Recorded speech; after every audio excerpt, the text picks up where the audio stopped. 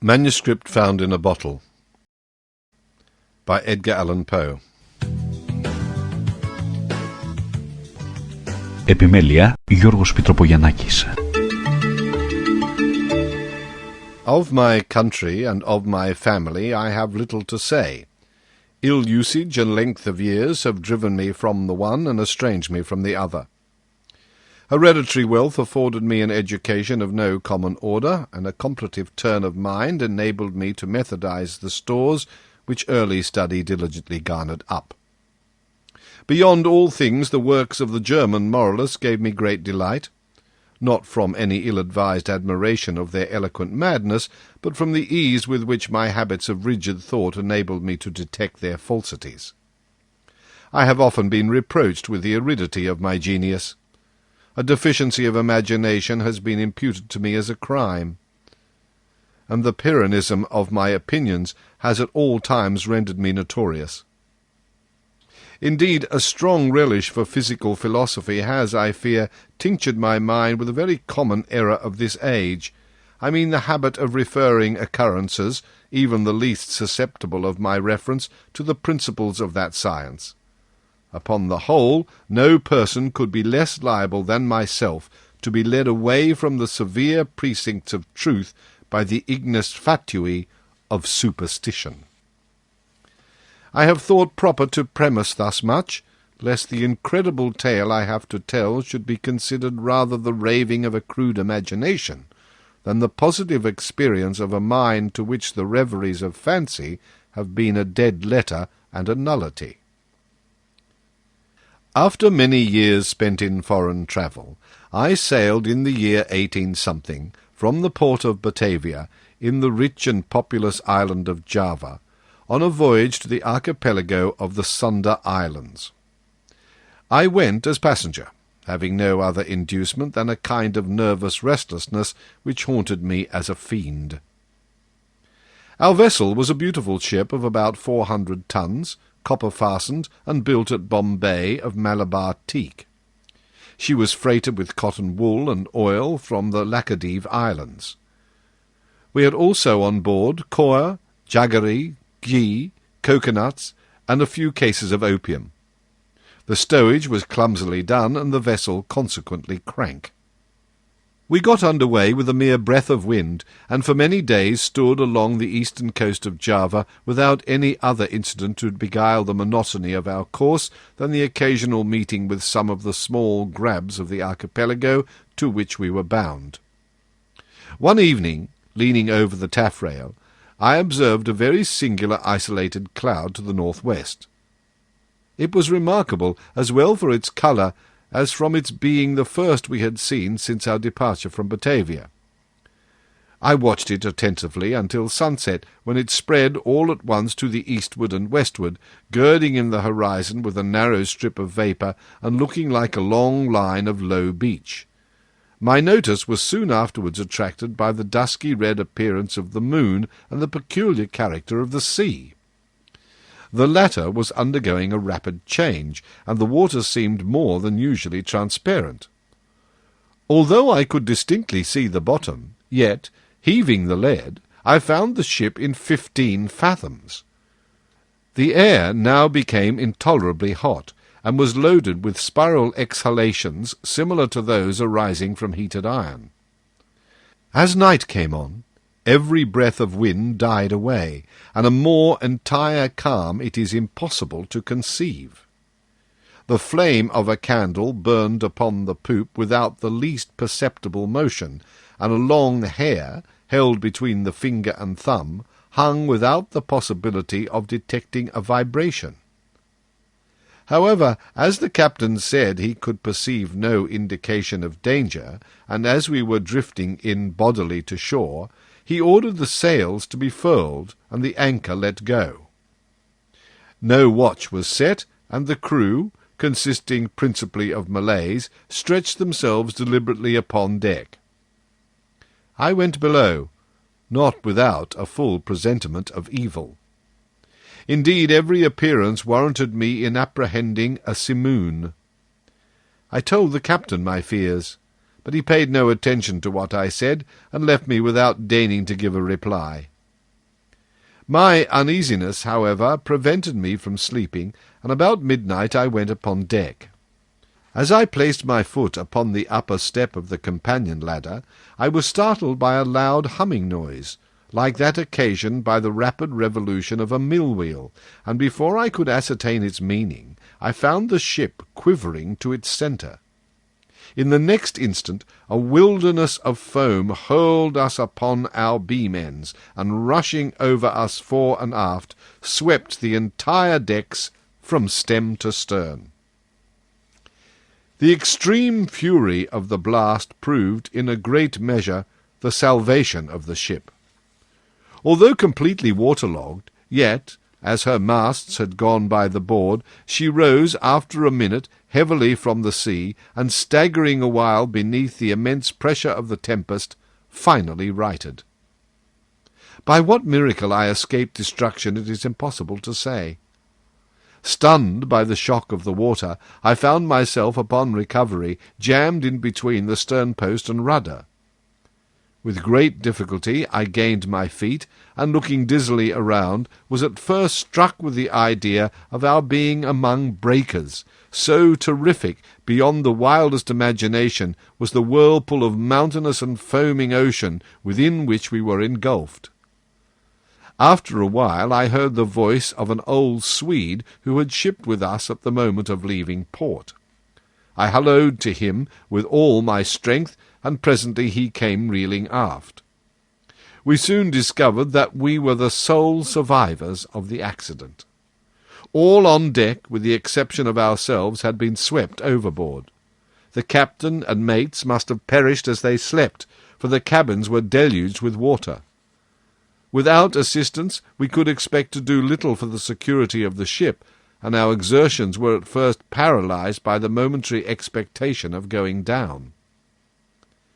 Our cable had, of course, parted like pack-thread at the first breath of the hurricane, or we should have been instantaneously overwhelmed. We scudded with frightful velocity before the sea, and the water made clear breaches over us. The framework of our stern was shattered excessively, and in almost every respect we had received considerable injury. But to our extreme joy we found the pumps unchoked, and that we had made no great shifting of our ballast.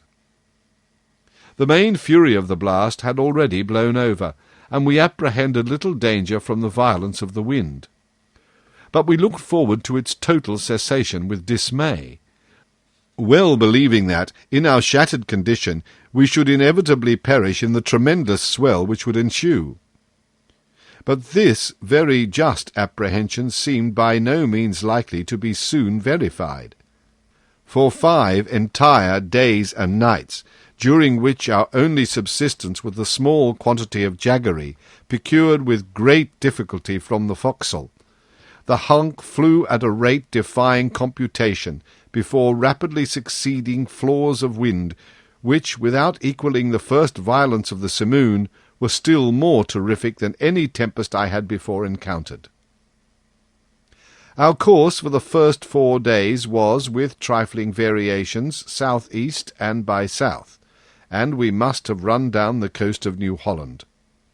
On the 5th day the cold became extreme, although the wind had hauled round a point more to northward. The sun arose with a sickly yellow lustre, and clambered a very few degrees above the horizon, emitting no decisive light. There were no clouds apparent, yet the wind was upon the increase, and blew with a fitful and unsteady fury. About noon, as nearly as we could guess, our attention was again arrested by the appearance of the sun. It gave out no light, properly so called, but a dull and sullen glow, without reflection, as if all its rays were polarized. Just before sinking within the turgid sea, its central fires suddenly went out, as if hurriedly extinguished by some unaccountable power. It was a dim, silver-like rim alone as it rushed down the unfathomable ocean. We waited in vain for the arrival of the 6th day. That day to me has not arrived. To the Swede, never did arrive. Thenceforward we were enshrouded in pitchy darkness, so that we could not have seen an object at 20 paces from the ship. Eternal night continued to envelop us, all unrelieved by the phosphoric sea-brilliancy to which we had been accustomed in the tropics. We observed, too, that although the tempest continued to rage with unabated violence, there was no longer to be discovered the usual appearance of surf or foam which had hitherto attended us. All around were horror and thick gloom, and a black, sweltering desert of ebony. Superstitious terror crept by degrees into the spirit of the old Swede, and my own soul was wrapped up in silent wonder. We neglected all care of the ship as worse than useless, and securing ourselves as well as possible to the stump of the mizzen-mast, looked out bitterly into the world of ocean. We had no means of calculating time, nor could we form any guess of our situation. We were, however, well aware of having made farther to the southward than any previous navigators, and felt great amazement at not meeting with the usual impediments of ice. In the meantime, every moment threatened to be our last. Every mountainous billow hurried to overwhelm us. The swell surpassed anything I had imagined possible, and that we were not instantly buried is a miracle. My companion spoke of the lightness of our cargo, and reminded me of the excellent qualities of our ship. But I could not help feeling the utter hopelessness of hope itself, and prepared myself gloomily for that death which I thought nothing could defer beyond an hour, as with every knot of way the ship made, the swelling of the black stupendous seas became more dismally appalling. At times we gasped for breath at an elevation beyond the albatross, at times became dizzy with the velocity of our descent into some watery hell where the air grew stagnant and no sound disturbed the slumbers of the kraken. We were at the bottom of one of these abysses, when a quick scream from my companion broke fearfully upon the night. "See! See!" cried he, shrieking in my ears. "Almighty God! See! See!"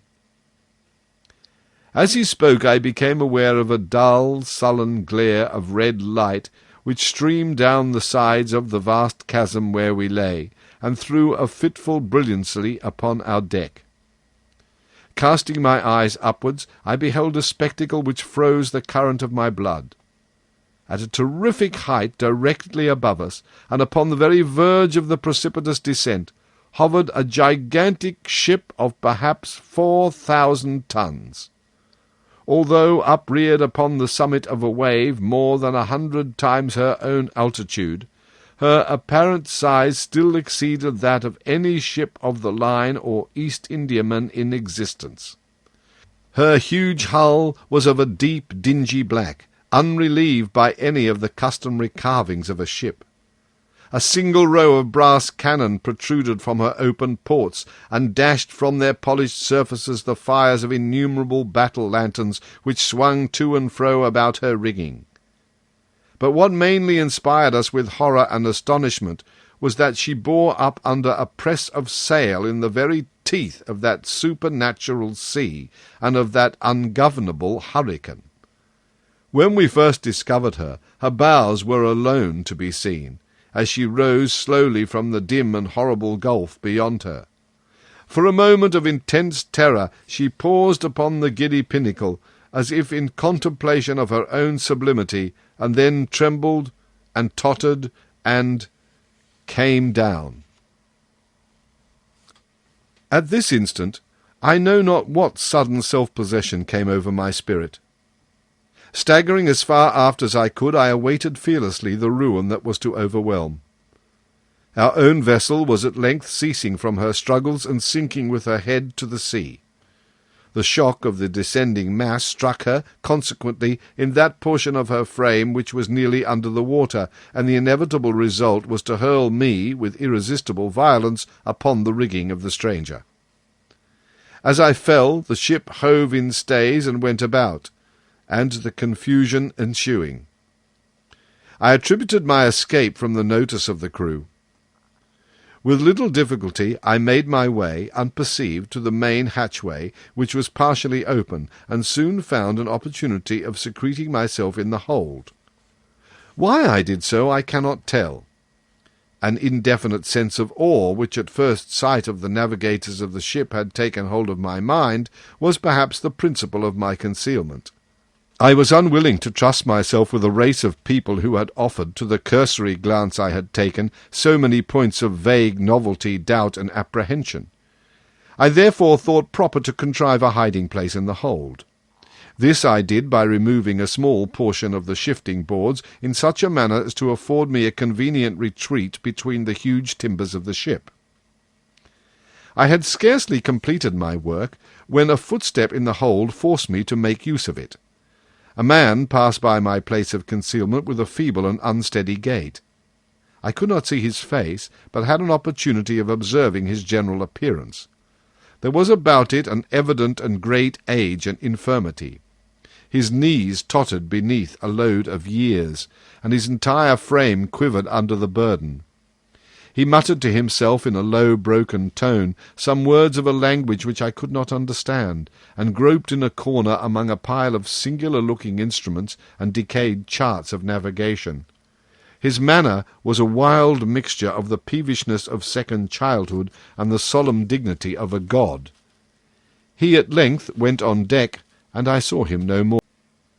A feeling for which I have no name has taken possession of my soul.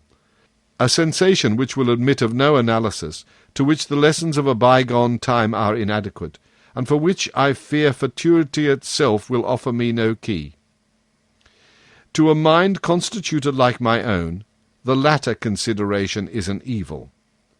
I shall never, I know that I shall never, be satisfied with regard to the nature of my conceptions. Yet it is not wonderful that these conceptions are indefinite, since they have their origin in sources so utterly novel. A new sense, a new entity is added to my soul. It is long since I first trod the deck of this terrible ship, and the rays of my destiny are, I think, gathering to a focus.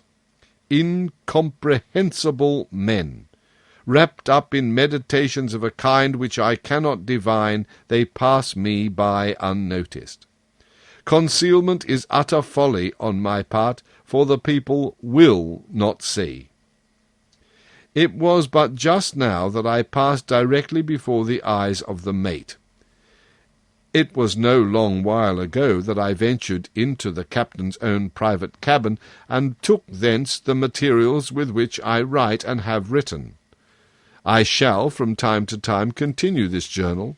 It is true that I may not find an opportunity of transmitting it to the world, but I will not fail to make the endeavour. At the last moment I will enclose the manuscript in a bottle and cast it within the sea. An incident has occurred which has given me new room for meditation. Are such things the operation of ungoverned chance? I had ventured upon deck and thrown myself down, without attracting any notice, among a pile of ratlin stuff and old sails in the bottom of the yawl.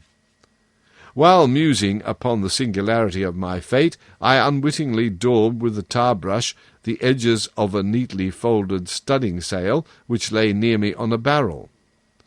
The studding-sail is now bent upon the ship, and the thoughtless touches of the brush are spread out into the word Discovery. I have made observations lately upon the structure of the vessel. Although well armed, she is not, I think, a ship of war. Her rigging, build, and general equipment all negative a supposition of this kind. What she is not, I can easily perceive. What she is, I fear it is impossible to say.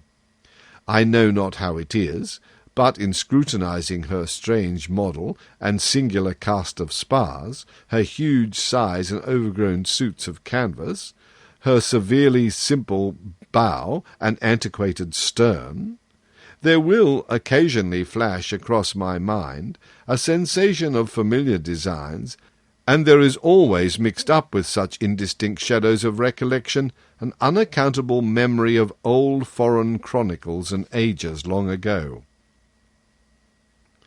I have been looking at the timbers of the ship.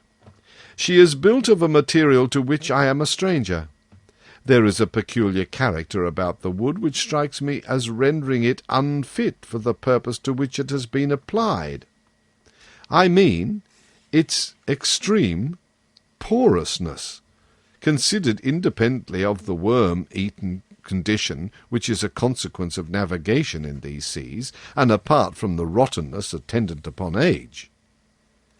It will appear perhaps an observation somewhat over-curious, but this wood would have every characteristic of Spanish oak, if Spanish oak were distended by any unnatural means. In reading the above sentence, a curious apothegm of an old weather-beaten Dutch navigator comes full upon my recollection. "It is as sure," he was wont to say, when any doubt was entertained of his veracity, "as sure as there is a sea where the ship itself will grow in bulk like the living body of the seaman." About an hour ago, I made bold to thrust myself among a group of the crew. They paid me no manner of attention, and although I stood in the very midst of them all, seemed utterly unconscious of my presence. Like the one I had at first seen in the hold, they all bore about them the marks of a hoary old age. Their knees trembled with infirmity, their shoulders were bent double with decrepitude, their shrivelled skins rattled in the wind, their voices were low, tremulous, and broken, their eyes glistened with the rheum of years, and their grey hairs streamed terribly in the tempest. Around them on every part of the deck lay scattered mathematical instruments of the most quaint and obsolete construction. I mentioned some time ago the bending of a studding sail.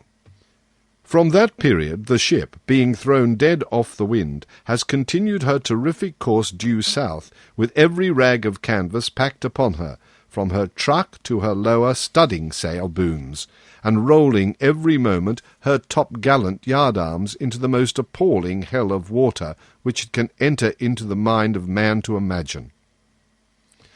I have just left the deck, where I find it impossible to maintain a footing, although the crew seem to experience little inconvenience. It appears to me a miracle of miracles that our enormous bulk is not swallowed up at once and for ever. We are surely doomed to hover continually upon the brink of eternity without taking a final plunge into the abyss. From billows 1,000 times more stupendous than any I have ever seen, we glide away with the facility of the arrowy seagull, and the colossal waters rear their heads above us like demons of the deep, but like demons confined to simple threats and forbidden to destroy. I am led to attribute these frequent escapes to the only natural cause which can account for such effect. I must suppose the ship to be within the influence of some strong current or impetuous undertow. I have seen the captain face to face, and in his own cabin, but, as I expected, he paid me no attention. Although in his appearance there is, to a casual observer, nothing which might bespeak him more or less than a man, still a feeling of irrepressible reverence and awe mingled with the sensation of wonder with which I regarded him. In stature he is nearly my own height, that is, about 5 feet 8 inches. He is of a well-knit and compact frame of body, neither robust nor remarkably otherwise. But it is the singularity of the expression which reigns upon the face. It is the intense, the wonderful, the thrilling evidence of old age, so utter, so extreme, which excites within my spirit a sentiment ineffable. His forehead, although little wrinkled, seems to bear upon it the stamp of a myriad of years.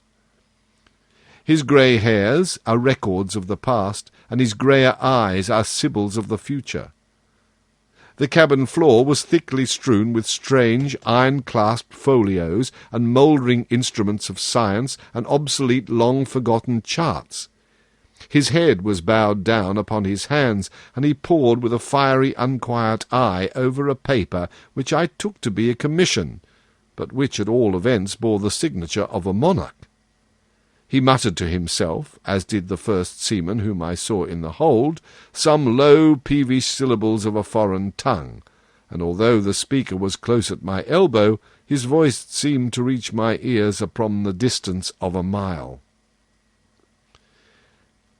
The ship and all in it are imbued with the spirit of eld. The crew glide to and fro like the ghosts of buried centuries. Their eyes have an eager and uneasy meaning, and when their figures fall athwart my path in the wild glare of the battle lanterns, I feel as if I have never felt before, although I have been all my life a dealer in antiquities, and have imbibed the shadows of fallen columns of Baalbec and Tadmor and Persepolis until my very soul has become a ruin. When I look around me, I feel ashamed of my former apprehensions. If I trembled at the blast which has hitherto attended us, shall I not stand aghast at a warring of wind and ocean to convey any idea of which the words tornado and simoon are trivial and ineffective? All in the immediate vicinity of the ship is the blackness of eternal night and a chaos of foamless water. But about a league on either side of us may be seen, indistinctly and at intervals, stupendous ramparts of ice, towering away into the desolate sky and looking like the walls of the universe. As I imagined, the ship proves to be in a current, if that appellation can properly be given to a tide which, howling and shrieking by the white ice, thunders on to the southward at a velocity like the headlong dashing of a cataract. To conceive the horror of my sensation is, I presume, utterly impossible. Yet a curiosity to penetrate the mysteries of these awful regions predominates even over my despair, and will reconcile me to the most hideous aspect of death. It is evident that we are hurrying onward to some exciting knowledge, some never-to-be-imparted secret, whose attainment is destruction. Perhaps this current leads us to the southern pole itself. It must be confessed that a supposition apparently so wild has every probability in its favour. The crew pace the deck with unquiet and tremulous step, but there is upon their countenance an expression more of the eagerness of hope than of the apathy of despair. In the meantime the wind is still in our poop, and as we carry a crowd of canvas the ship is at times lifted bodily from out the sea. Oh, horror upon horror! The ice opens suddenly to the right and to the left, and we are whirling dizzily in immense concentric circles, round and round the borders of a gigantic amphitheatre, the summit of whose walls is lost in the darkness and the distance. But little time will be left me to ponder upon my destiny. The circles rapidly grow small. We are plunging madly within the grasp of the whirlpool, and amid a roaring and bellowing and thundering of ocean and tempest the ship is quivering, oh God, and going down.